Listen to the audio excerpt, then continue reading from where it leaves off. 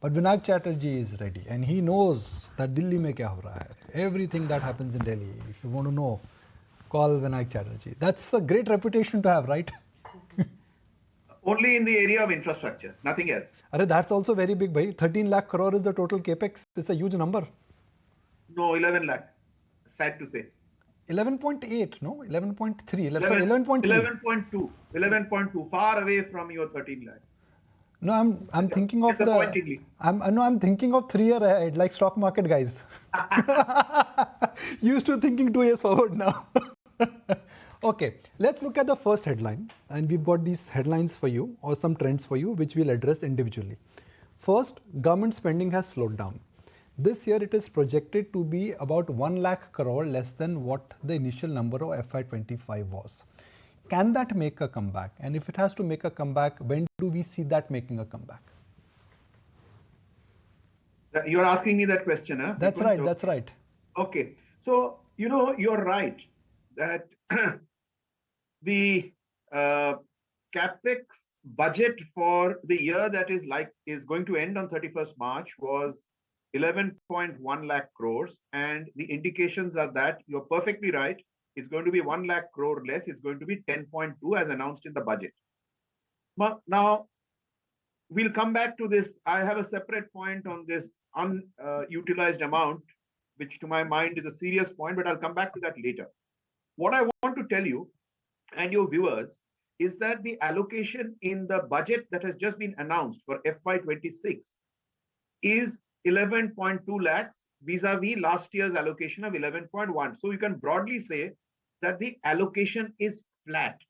Now, this has some very serious implications, which I do not think analysts and media, other than a few, I have written very strongly about it, have understood the implications. And it is like this. Since the government came in 2014, it has publicly announced its economic doctrine of large capex in public funding of infrastructure as the pump primer of economic growth, right? And it is because of this well thought out strategy in a situation where private capex and PPP had failed in the years 2012 to 14, that India saw a fairly substantive investments in infrastructure and consequent high growth in GDP.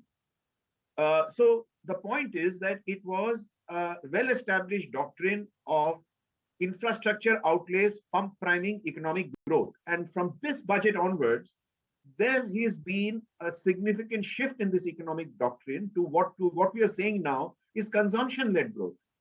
Now, to my mind, this for a nation our size, this is a very significant change in economic philosophy, that we are now not going to be banking on making large increases in public outlays. We have got that flat. Road is flat, railways is flat, everything is flat compared. But we are now going to be putting money into people's pockets through income tax concessions and other freebies, and consumption is going to drive growth.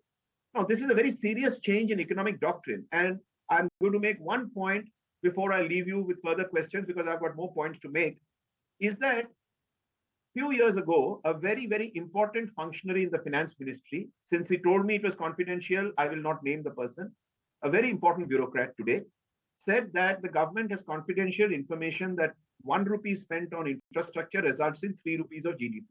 And 1 rupee spent on anything to do with putting money in people's pockets, like direct benefit transfer or income tax benefits, etc., result in 90 paisa of GDP. So in my limited understanding, you have traded off a 3 rupee multiplier of infra capex to a 90 paisa multiplier of consumption-led expenditure. So it has two serious consequences. Are we going to now see a slowdown in growth? And from a stock market point of view, are we going to see a flat or a very low rising demand for infrastructure intermediates like steel, cement, all of that? So this is the broad point that I want to make fairly strongly. Having made it, over to you.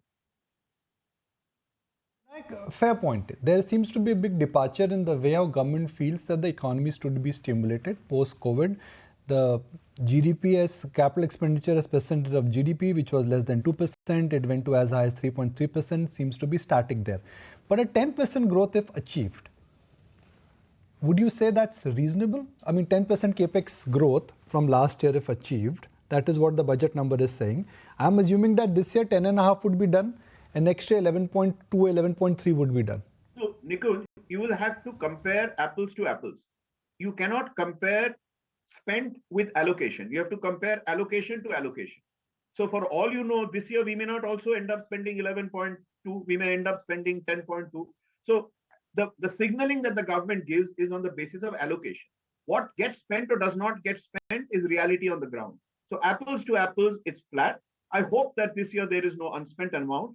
If there is no unspent amount, then we will get a 10% growth. But the signaling is very strong that we have moved the economic doctrine. That is the most important point. And there is the point I also want to make, since you raised the point about the unspent amount.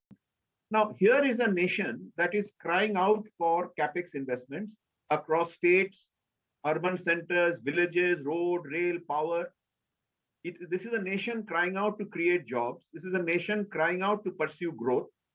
And in a nation that is normally resource constrained, I would seriously question as a citizen, why do you have an unspent amount of 1 lakh crores? Does that mean that we have run out of project execution capacity?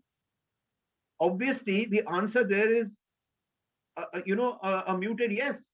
Otherwise, why should an amount be unspent when there is so much work to be done? So is India hitting a plateau on project development and project execution? I have a suspicion that this might turn out to be a serious problem, because if that is, it shows a significant lack of state capacity and not a shortage of resources.